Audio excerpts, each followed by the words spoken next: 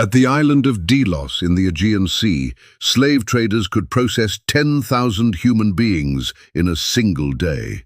Not buy and sell 10,000, process 10,000. That word, process, is doing a lot of work in that sentence, and it deserves unpacking. It meant receiving them off ships, stripping them, examining their teeth, their muscles, their eyes, and their hands, with the same clinical attention a livestock farmer gives a horse before a purchase. It meant painting their feet white with chalk if they were new imports, so buyers could tell at a glance which ones had just arrived and which had already failed to sell. It meant standing them on a rotating stone platform called a cataster, while an auctioneer described their qualities to a crowd of buyers the way a market vendor describes melons. 10,000 people one day.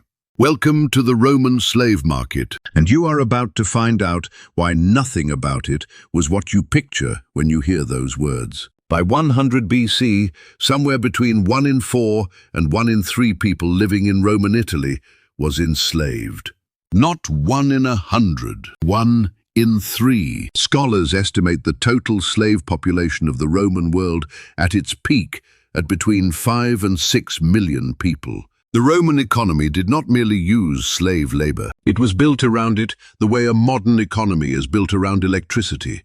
Remove it, and everything stops. Slaves built the roads you walked on. Slaves grew the grain you ate. Slaves taught your children, managed your money, copied your books, cooked your food, and emptied your chamber pot. The Roman aristocrat who prided himself on his intellectual refinement was almost certainly getting that refinement delivered by a Greek slave who was considerably better educated than he was. This was not considered awkward, it was considered efficient. The first thing you need to understand is how you ended up here, because the answer is not what most people assume. The popular image of Roman slavery involves Africans captured in raids and transported across the Mediterranean. That is almost entirely wrong for this period. In 100 BC, the primary source of Roman slaves was war.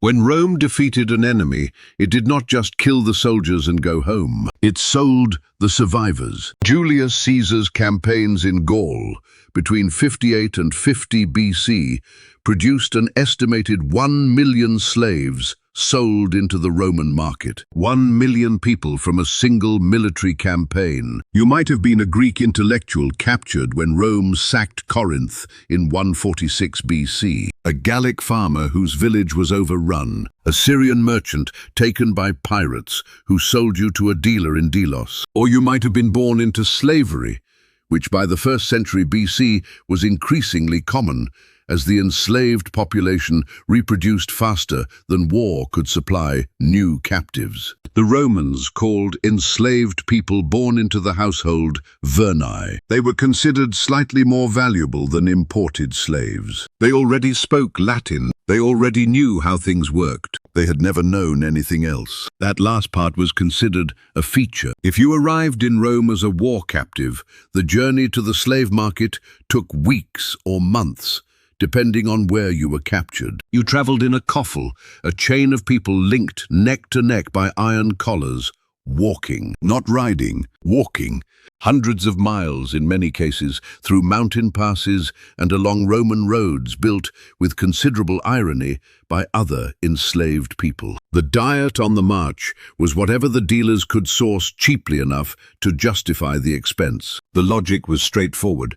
You needed to arrive alive and in a condition that justified a sale price. Beyond that, the dealer's interest in your welfare was limited.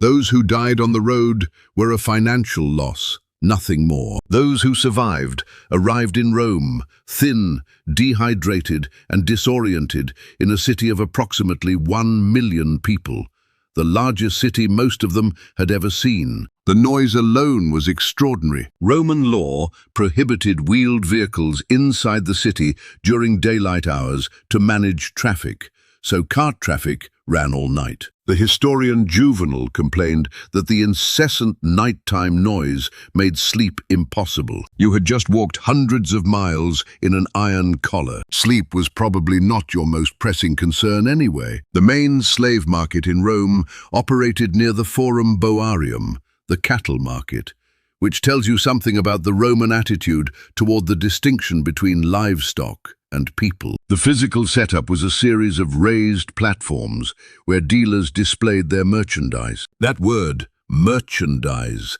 is the word Romans used. The legal term for an enslaved person in Roman law was res, a thing, not a person. A thing.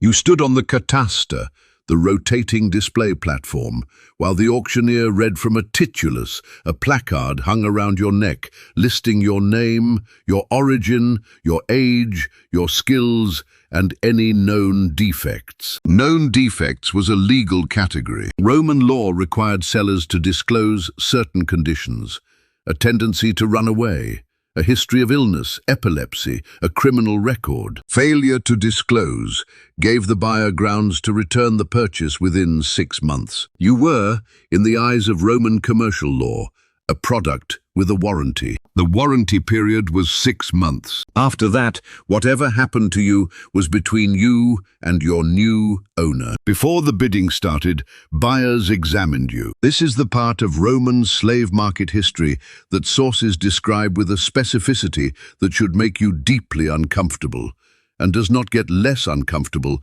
the more carefully you read it. Buyers checked your teeth the way you check a horse's teeth, to assess age and health. They examined your hands for calluses that indicated what kind of work you had done before. Smooth hands meant you had worked indoors, probably in an educated or domestic capacity. Rough hands meant field work. They looked at your eyes for signs of disease. They assessed your build for the kind of labor they needed. A dealer selling educated Greek slaves, tutors, secretaries, physicians, kept them separate from agricultural laborers and priced them accordingly. A skilled Greek physician could sell for 10 times the price of an unskilled agricultural worker. A beautiful young person sold for considerably more than either. Roman sources discuss all of this with the matter-of-fact precision of a livestock manual, because that is essentially what they were. The price range in the Roman slave market was enormous,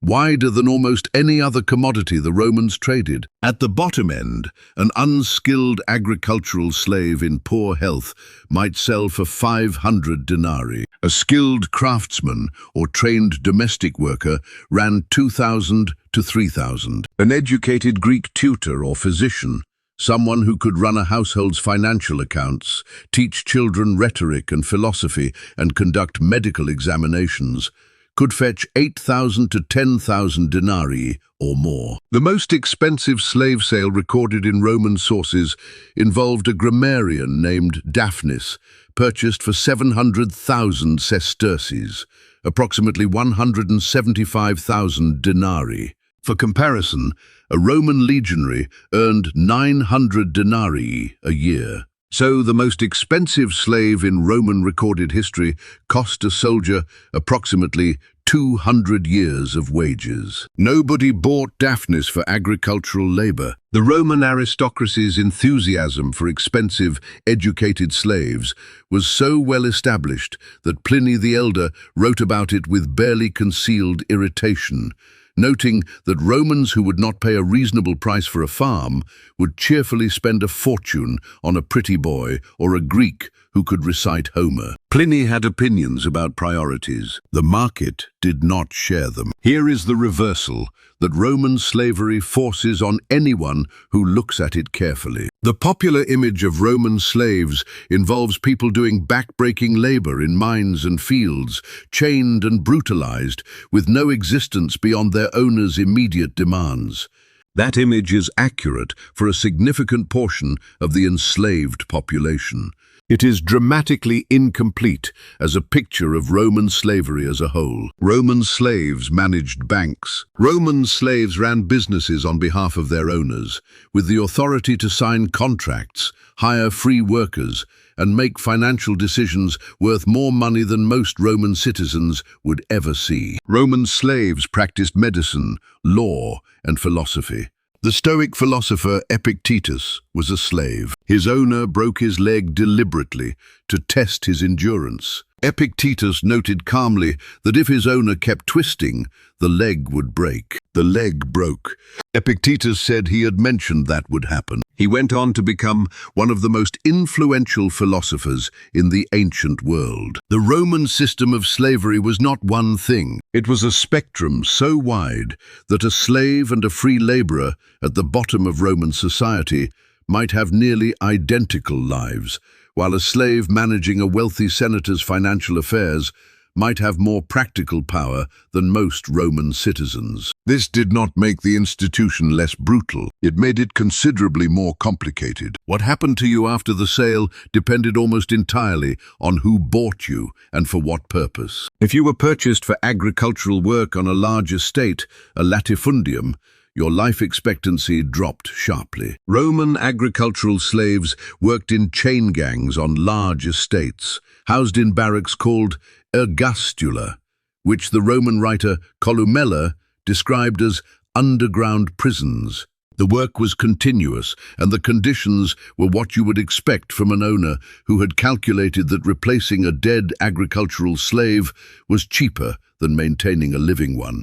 Some owners made exactly this calculation. We know this because Roman agricultural manuals discuss it. The Roman approach to farm management included sections on slave care that read like maintenance schedules for machinery, because that is what they were. If you were purchased for domestic service in a wealthy household, your physical conditions were considerably better. You ate the household's food. You slept under the household's roof. You wore the household's livery. Your owner had a financial interest in keeping you healthy and functional. Whether they had any other interest in your welfare varied entirely by the individual. Roman sources preserve examples of owners who treated their domestic slaves with genuine consideration, and examples of owners who did the opposite. The law gave enslaved people essentially no protection against the second category. Roman slavery had one feature that distinguished it from almost every other slave system in the ancient world. It had a regular, legally recognized, socially accepted path to freedom. Manumission, the formal freeing of a slave, was so common in Rome that Augustus eventually passed laws restricting it because too many slaves were being freed too quickly, and the Roman citizen body was changing faster than the conservative aristocracy was comfortable with. A freed slave in Rome did not simply become free. They became a Roman citizen, not a second-class citizen, a citizen, with voting rights, legal standing, and the ability to own property. Their children, born after manumission, were full citizens with no legal mark of their parents' status. This created something that sounds almost paradoxical, a slave system with genuine social mobility built into it. Urban slaves, particularly skilled ones, could accumulate a personal fund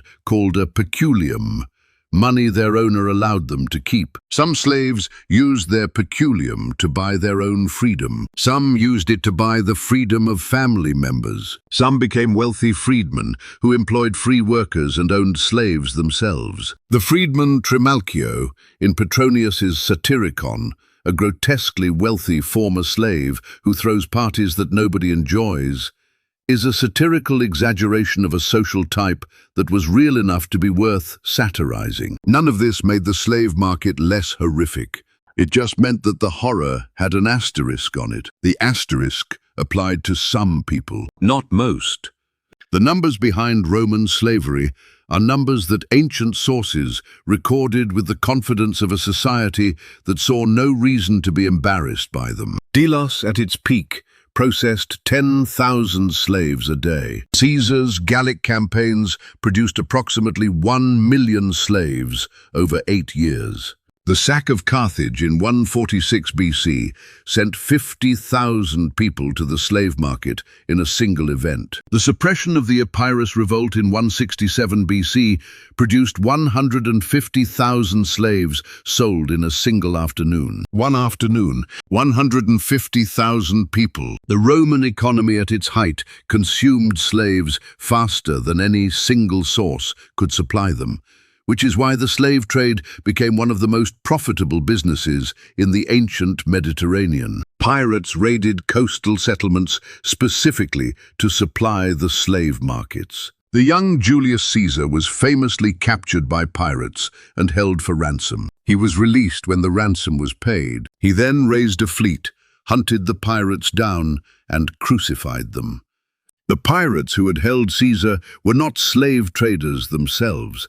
They were in the ransom business. But the line between kidnapping for ransom and kidnapping for sale was, in the ancient Mediterranean, largely a matter of negotiation. To survive your day in a Roman slave market in 100 BC, you would have needed to arrive healthy enough to attract a buyer, skilled enough to command a price worth paying, and fortunate enough to be purchased by an owner whose financial interest in your welfare extended beyond the first transaction. You would have needed to learn Latin if you did not already speak it, because a slave who could not communicate with their owner was a liability rather than an asset, and Roman owners dealt with liabilities the way Roman owners dealt with most problems. You would have needed to navigate a legal system that classified you as a thing, res, while simultaneously expecting you to perform the functions of a person, managing accounts,